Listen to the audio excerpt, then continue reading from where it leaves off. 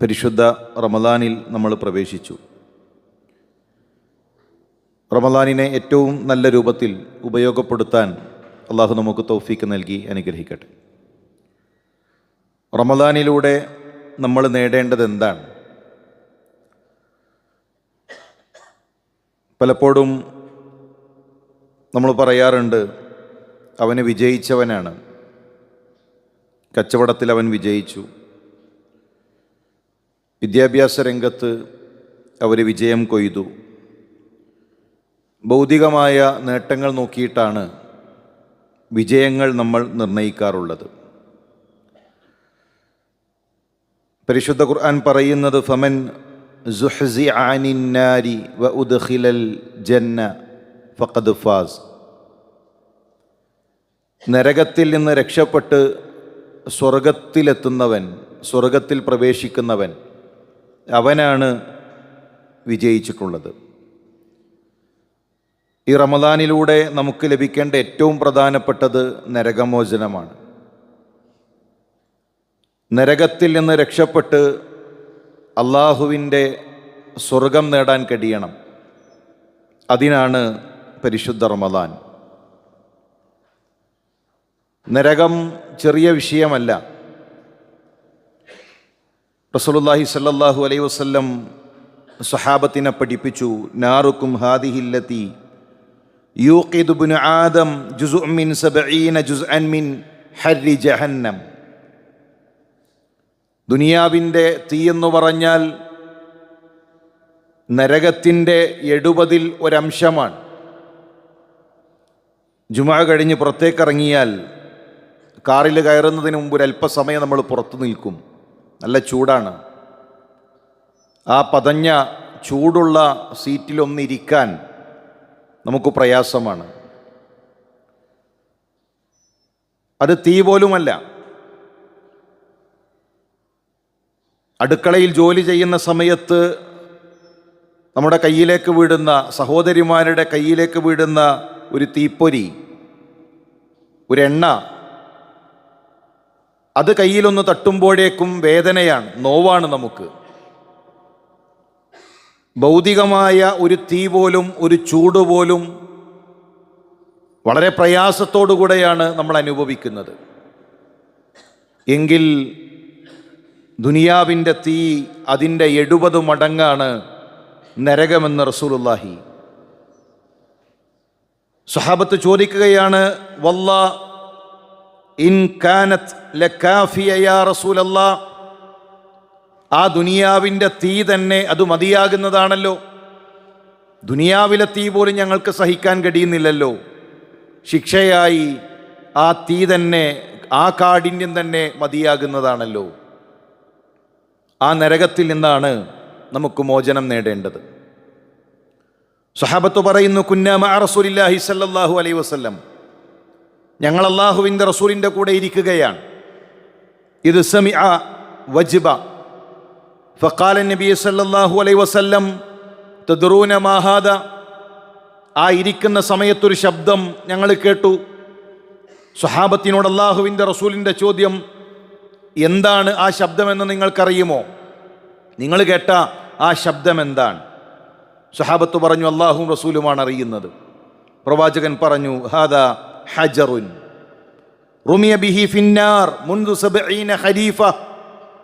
നരകത്തിൻ്റെ മുകളിൽ നിന്ന് താഴേക്കെറിഞ്ഞ, 70 വർഷങ്ങൾക്ക് മുമ്പ് നരകത്തിൻ്റെ മുകളിൽ നിന്ന് താഴേക്കെറിഞ്ഞൊരു കല്ല്, ആ കല്ല് നരകത്തിൻ്റെ താഴേ തട്ടിലെത്തിയതിൻ്റെ ശബ്ദമാണ് നിങ്ങൾ കേട്ടത്.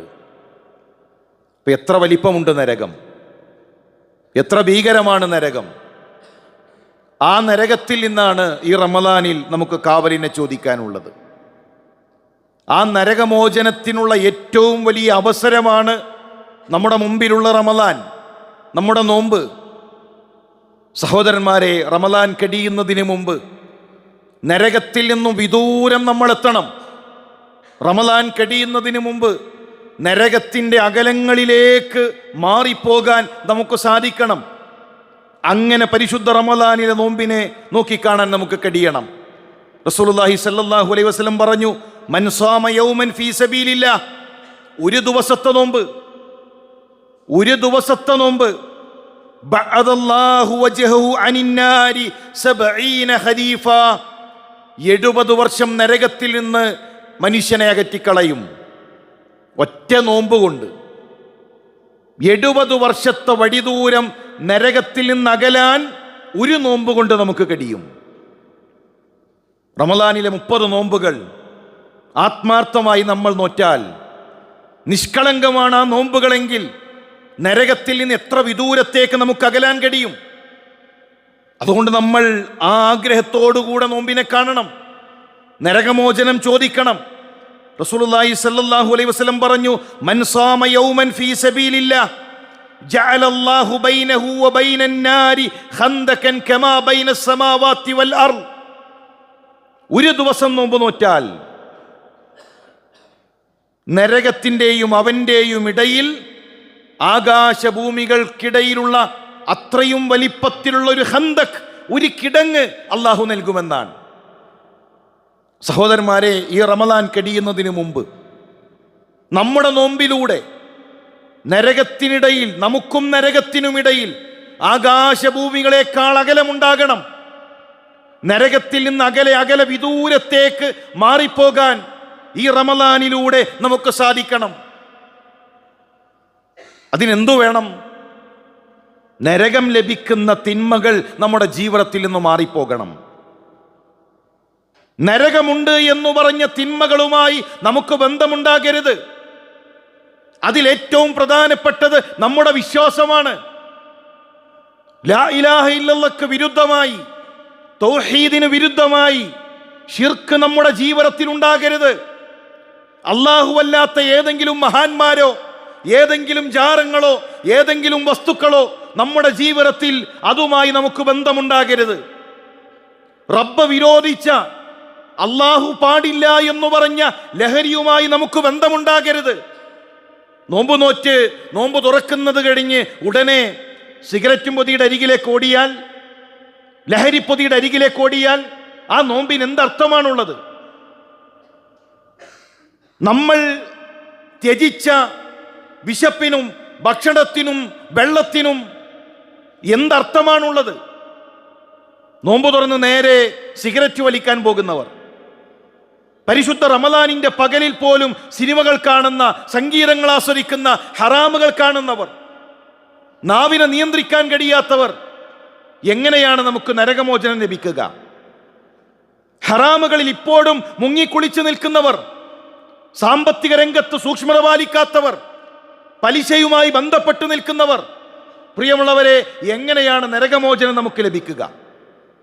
ഹറാമുകളിൽ നിന്നു മാറി ഹറാമുകളുമായി ബന്ധമില്ലാത്ത ഒരു റമദാനാക്കിയെടുക്കാൻ, അത് റമദാൻ മാത്രമല്ല, ഈ റമദാനോടുകൂടെ എൻ്റെ റബ്ബിന് വെറുപ്പുള്ളതെല്ലാം എൻ്റെ ജീവിതത്തിൽ നിന്ന് മാറ്റുന്നു എന്ന് തീരുമാനിക്കാൻ നമുക്ക് സാധിക്കണം.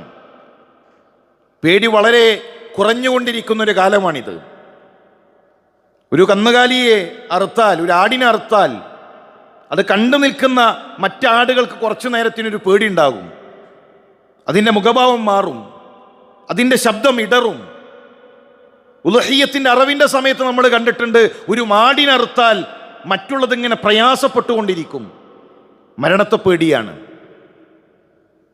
ഇന്ന് മരണവീട്ടിൽ തമാശ പറയുന്ന,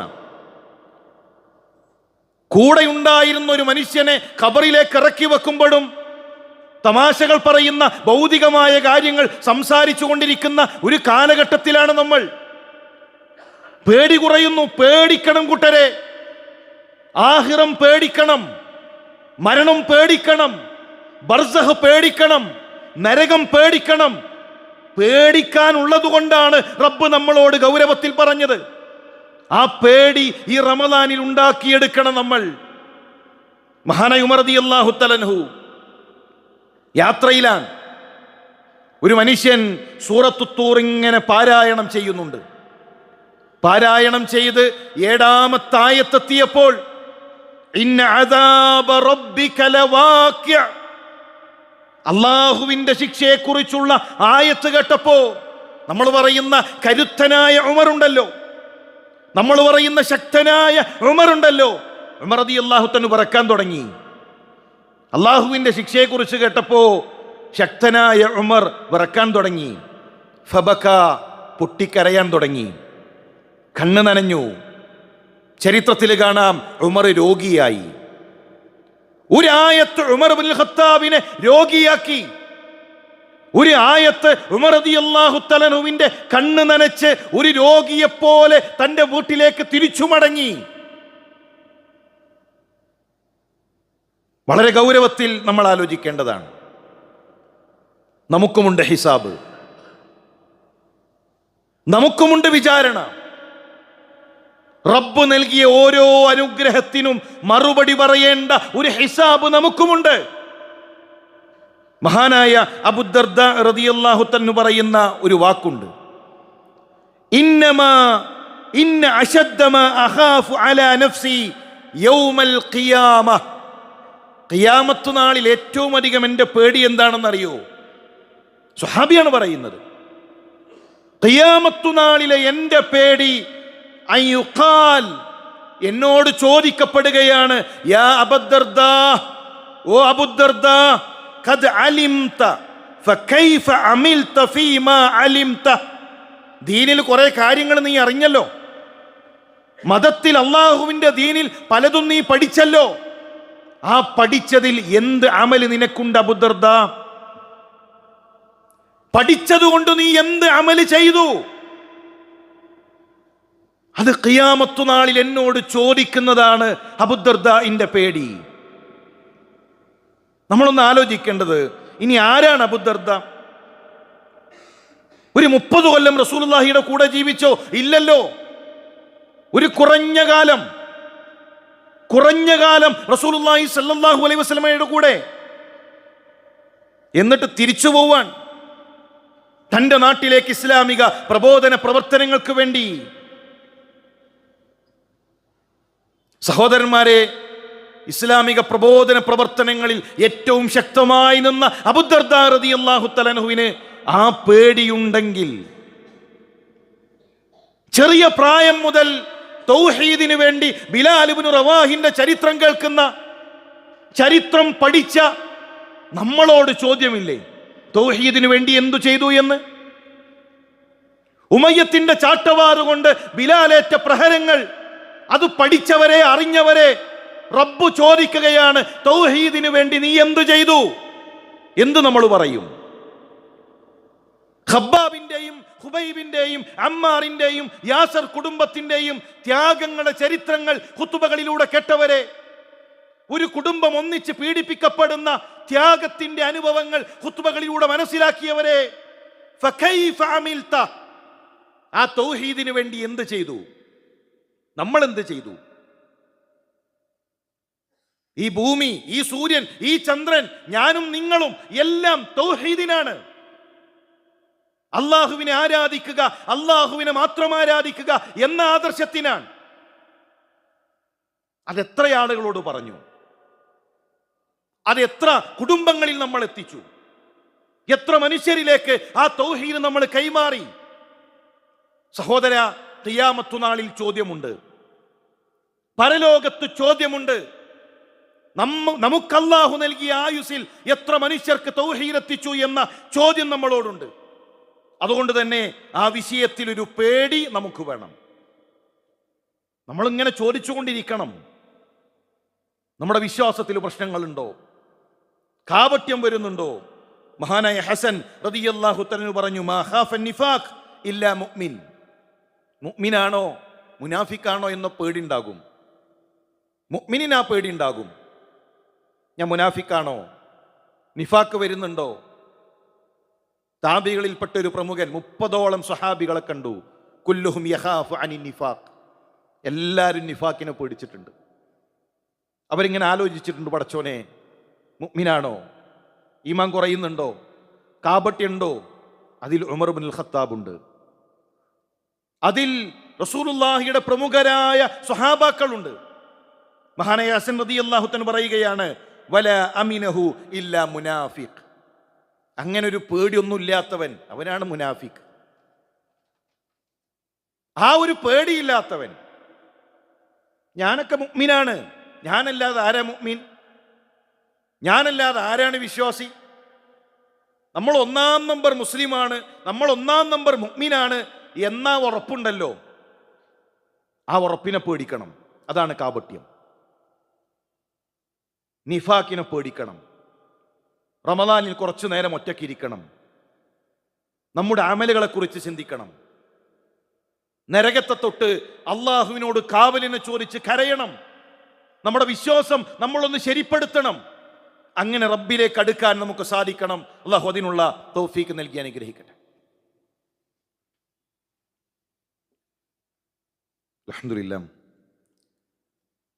അൽഹംദുലില്ലാഹി റബ്ബിൽ ആലമീൻ വസ്സലാത്തു വസ്സലാമു അലാ റസൂലില്ലാഹ് വഅലാ ആലിഹി വസഹ്ബിഹി അജ്മഈൻ അമ്മാ ബഅദ്.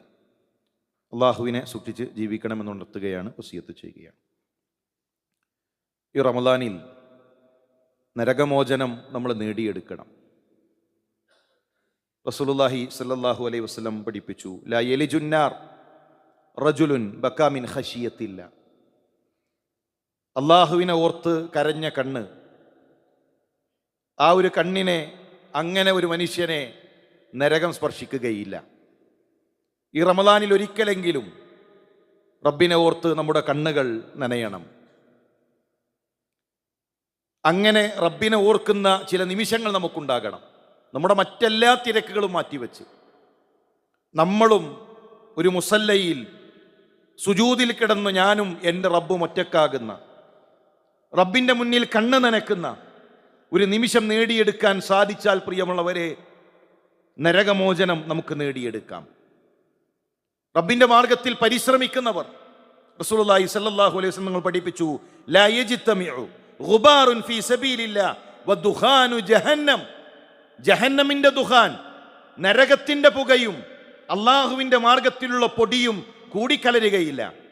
പടച്ചോന്റെ മാർഗത്തിൽ പൊടി പുരണ്ടാൽ, ദീനീ മാർഗത്തിൽ നമുക്ക് ത്യാഗം ചെയ്യേണ്ടി വന്നാൽ, പൊടി പുരളേണ്ട അവസ്ഥകളുണ്ടായാൽ, നരകത്തിൻ്റെ പുക അവനെ സ്പർശിക്കുകയില്ല. ദീനീ മാർഗത്തിൽ സമയം കൊടുത്തോളി, അള്ളാഹുവിൻ്റെ മാർഗത്തിൽ ഇറങ്ങി തിരിച്ചോളി. നരകമോചനം റബ്ബ് നൽകും. പെരുമാറ്റം നന്നാക്കുക. കുല്ല ഖരീബിൻ ഹയ്യിനിൻ ലയ്യിനിൻ സഹലിൻ. നരകത്തിൽ നിന്ന് മോചനം ലഭിക്കുന്ന വിഭാഗമാണ് സ്നേഹത്തോടെ മൃദുലമായി പെരുമാറുന്നവർ. ഭാര്യയോട്, മക്കളോട്, ആദർശ സുഹൃത്തുക്കളോട്, കുടുംബക്കാരോട്, അറിയുന്നവരോട്, അറിയാത്തവരോട്, എല്ലാവരോടും സ്നേഹമാണ്. സംസാരം സൗമ്യമാണ്, ആകർഷിക്കുന്നതാണ്. ആരോടും പിണക്കങ്ങളില്ല, ആരോടും പ്രയാസങ്ങളില്ല.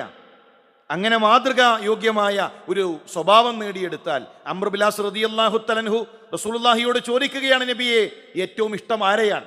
എന്തേ കാരണം?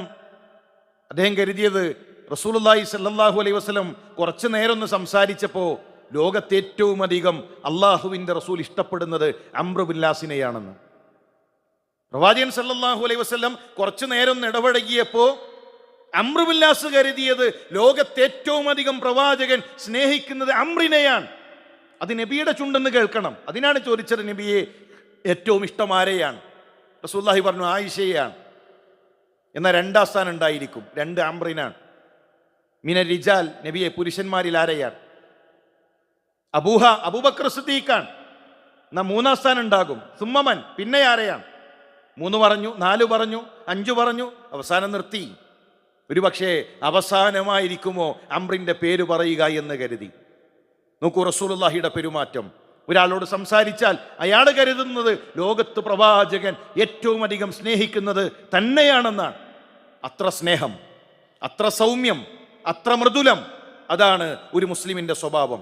അങ്ങനെ ജനങ്ങളെ അടുപ്പിക്കുന്ന, ജനങ്ങളോട് പുഞ്ചിരിക്കുന്ന, ജനങ്ങളോട് ഏറ്റവും മാന്യമായി പെരുമാറുന്ന ഒരു സ്വഭാവം നേടിയെടുത്താൽ നരകത്തിൽ നിന്നുള്ള മോചനം നേടാം. നരകത്തിൽ നിന്ന് കാവലിനെ ചോദിക്കണം. നരകത്തിൽ നിന്ന് കാവലിനെ ചോദിച്ചാൽ നരകത്തിൽ നിന്നുള്ള മോചനം നേടാം. റമദാനിൽ ഏറ്റവും അധികം നമ്മൾ ചോദിക്കേണ്ട ഒന്ന് അഫ്വാൻ, മറ്റൊന്ന് നരകമോചനമാണ്. റസൂലുള്ളാഹി സ്വല്ലല്ലാഹു അലൈഹി വസല്ലം നിങ്ങൾ പറഞ്ഞു, മനിസ്തജാറ മിനന്നാരി സലാസ മർറാത്തിൻ. 3 തവണ ആരെങ്കിലും നരകത്തെ തൊട്ട് മോചനം തേടിയാൽ, നരകത്തെ തൊട്ട് കാവലിനെ ചോദിച്ചാൽ, 3 തവണ ചോദിച്ചാൽ, ഖാലത്തിന്നാർ, നരകം പറയും, അല്ലാഹുമ്മ അജിർഹു മിനന്നാർ, അല്ലാഹുവേ ആ മനുഷ്യനെ നരകത്തിൽ നിന്ന് രക്ഷപ്പെടുത്തണേ. ആ നരകത്തിൽ നിന്ന് കാവലിനെ ചോദിക്കുന്ന ആ അടിമയെ റബ്ബേ നരകത്തിൽ നിന്ന് രക്ഷപ്പെടുത്തണേ എന്ന് നരകം റബ്ബിനോട് ചോദിക്കും. നിസ്കാരം കഴിഞ്ഞിട്ട് നേരെ ഓടല്ല, തറാവി കഴിഞ്ഞിട്ട് നേരെ നമ്മൾ വീട്ടിലേക്ക് ഓടല്ല, കുറച്ചു നേരം പള്ളിയിലൊന്നിരിക്കണം, റബ്ബിനോട് നരകത്തിനെ തൊട്ട് കാവലിനെ ചോദിക്കണം. മുസല്ലയിൽ നമ്മളൊന്ന് ഒറ്റക്കാകണം, നരകത്തെ തൊട്ട് കാവലിനെ ചോദിക്കണം. അത്തായം കഴിഞ്ഞ് ബാക്കിയുള്ള സമയത്ത് അള്ളാഹു ഒന്നാനാകാശത്തിലേക്ക് ഇറങ്ങി വരുന്ന സമയത്ത് റബ്ബിനോട് ചോദിക്കണം. സുജൂദിൽ കിടന്ന് നമ്മൾ ചോദിക്കണം, നരകത്തെ തൊട്ട് കാവലിനെ ചോദിക്കണം. അങ്ങനെ ഈ പരിശുദ്ധ റമദാനിൽ നരകത്തിൽ നിന്നും വിദൂരങ്ങളിലേക്ക് എത്തുന്ന, ആകാശഭൂമികളെക്കാൾ അകലത്തിൽ നമ്മളും നരകവും തമ്മിലുള്ള വ്യത്യാസമുണ്ടാകണം. അത് നേടിയെടുക്കാൻ ഈ റമദാനിൽ നമുക്ക് സാധിക്കണം. അള്ളാഹു അതിനുള്ള തൗഫീക്ക് നൽകി അനുഗ്രഹിക്കട്ടെ.